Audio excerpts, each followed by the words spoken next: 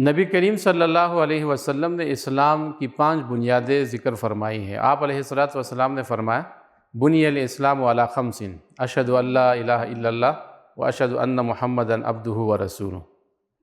واقام الصلاۃ وایتاء الزکوٰۃ وتحج البیت، کہ اسلام کی 5 بنیادیں ہیں، جس میں ارشاد فرمائے کہ اس بات کی گواہی دینا کہ اللہ کے سوا کوئی معبود نہیں ہے، اللہ کے رسول صلی اللہ علیہ وسلم کے بارے میں گواہی دینا کہ وہ اللہ کے رسول و بندے ہیں، نماز قائم کرنا، زکوٰۃ ادا کرنا، اور اللہ کے گھر کا حج کرنا، حج بیت اللہ۔ اور ایک اور روایت میں من استطاع الیہ، جس کے پاس استطاعت ہو حج کی ادائیگی کا تو وہ حج ادا کریں۔ یہ 5 بنیادیں ہیں اسلام کی عمارت کی۔ اسلام کی عمارت ان بنیادوں کے اوپر کھڑی ہے۔ تو یہ جو حج کا فلسفہ ہے، اسے سمجھنے کی کوشش کریں۔ ہم اپنے گاؤں میں، اپنے محلے میں نماز ادا کرتے ہیں، روزانہ 5 وقت کی نماز ادا کرتے ہیں، لیکن ہمیں حکم یہ ہے اسلام کا، نبی کریم صلی اللہ علیہ وسلم کی سنت مبارکہ بھی یہ ہے کہ جب ہم جمعے کی نماز ادا کریں تو وہ کسی جامع مسجد کے اندر ادا کریں، ایک بڑی جگہ میں ادا کریں، بڑی مسجد میں ادا کریں۔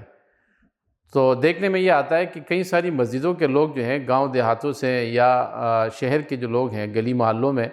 مختلف مقامات پر چھوٹی مسجدیں ہوتی ہیں، وہاں کے لوگ جو ہے جامع مسجد میں، ایک بڑی مسجد میں جمع ہوتے ہیں اور وہاں پر جو ہے نماز ادا کرتے ہیں جمعے کی۔ پھر ایک تصور یہ بھی ہے کہ سال میں ایک دفعہ عید الفطر کی نماز ہے اور پھر عید البقر کی نماز ہے، عید الاضحیٰ۔ ان 2 عیدوں کے اوپر جو نماز ادا کی جاتی ہے، اس کے لیے حکم یہ ہے کہ اب ساری جامع مسجدوں کے جو لوگ ہیں وہ بھی کسی کھلے میدان میں آ جائیں اور وہاں پر جو ہے سب مل کر عید کی نماز ادا کریں۔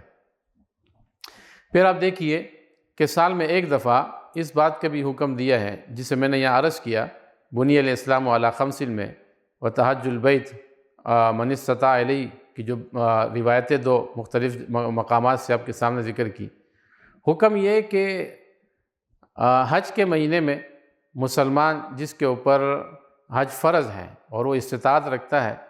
تو وہ حج بیت اللہ کے لیے اللہ تعالیٰ کے حکم کے مطابق جمع ہو جائے۔ تو پوری دنیا سے، ہر مملکت سے، ہر خطے سے، اطراف عالم سے، ہر نسل کے، ہر زبان اور بولی والا فرد، ہر رنگ والا آدمی وہ کھچا کھچا آتا ہے اور بیت اللہ کا طواف کرتا ہے۔ یہ سارے لوگ جو ہیں 2 سفید چادروں میں احرام میں ہوتے ہیں، سب کی زبان پر ایک ہی نعرہ ہے، ایک ہی کلمہ ہے، ایک ہی پکار ہے، اور وہ اللہ تعالیٰ کے حضور حاضری کا اعلان کرتا ہے لبیک اللہم لبیک لبیک لا شریک لک لبیک، اور شرک سے بیزاری کا اعلان کرتے ہیں، اپنی سعادت مندی اور حاضری کا اعلان کرتے ہیں۔ یہ جو اجتماعی ایک عبادت ہے، جیسے پوری دنیا سے تمام اکائیاں جو اسلام کے جھنڈے تلے ہیں وہ جمع ہوتی ہیں اور یہاں سے اسلام کی شوکت کا مظاہرہ ہوتا ہے۔ حج دراصل اجتماعیت، حج دراصل ڈسپلن کا نام ہے، حج دراصل قوت کا نام ہے، حج اسلام اور مسلمانوں کی قوت کے اظہار کا نام ہے۔ مولانا سید ابو العالیٰ مودودی رحمۃ اللہ علیہ نے حج کو اسلام کی شوکت کا مظاہرہ کہہ کر یاد کیا ہے۔ تو یہاں مسلمان جمع ہوتے ہیں، طواف کرتے ہیں اور سمع اور اطاعت کا اعلان کرتے ہیں۔ اس عبادت سے مسلمانوں کی اتحاد اور اتفاق، مسلمانوں کے اندر آپس میں نرمی، محبت، اخوت اور بھائی چارگی، یہ عنوانات جنم لیتے ہیں اور اس کے گرد مسلم امہ جمع ہوتی ہے، اور پوری امت جو ہے اس بات کا احساس اپنے دلوں کے اندر پیدا کر دیتی ہے کہ ہم ملت واحدہ ہے، ہم امت واحدہ ہے۔ اور نبی کریم صلی اللہ علیہ وسلم نے یہ بات ارشاد فرمائی ہے کہ الکفر ملت واحدہ، کفر جو ہے وہ ایک ملت ہے، لہذا جب کفر ملت واحدہ ہے تو مسلمان بھی ملت واحدہ ہے۔ اور ایک امت کا جو تصور قرآن نے ہمیں دیا ہے، اور خیر امت کا تصور قرآن نے جو ہمیں دیا ہے، وہ حج کے اس موقع پر جو ہے ہم حاصل کرتے ہیں۔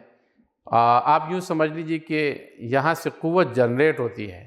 اور اس قوت کو لے کر حاجی اپنے محلے، علاقے، گلی کوچے، شہر، گھر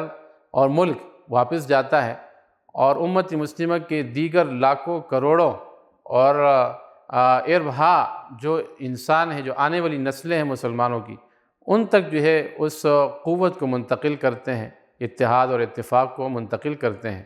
یہ وہ نظام ہے جو اسلام نے ہمیں دیا ہے، جس کو نماز، روزے، زکوٰۃ، حج اور توحید و رسالت کی گواہی سے جوڑا ہے اور اسے بنیاد قرار دیا ہے اور اسلام کی عمارت قرار دیا ہے۔